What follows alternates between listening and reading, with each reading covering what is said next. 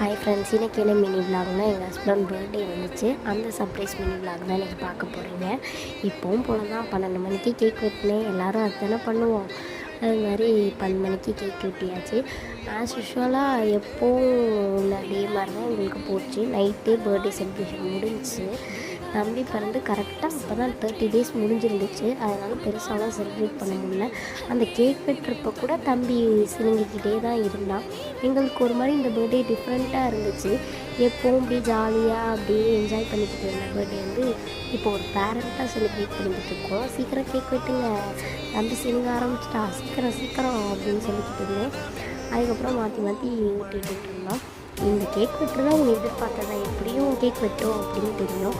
அப்புறம் சின்னதாக ஒரு சர்ப்ரைஸ் பண்ணேன், அவ்வளோதான். வேறு எதுவும் பண்ண முடியல, ஏன்னா வெளியே போக முடியல. பர்த்டே அன்றைக்கி எங்கேயுமே போகல. நார்மலாக வீட்டுக்குள்ளேயே பர்த்டே முடிஞ்சிருச்சு.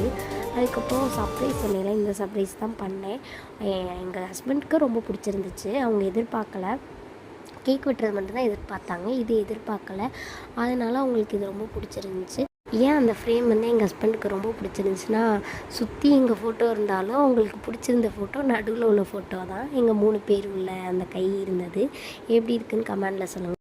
பாய். நெக்ஸ்ட் இன்ட்ரெஸ்டிங்கான விலாகில் பார்க்கலாம்.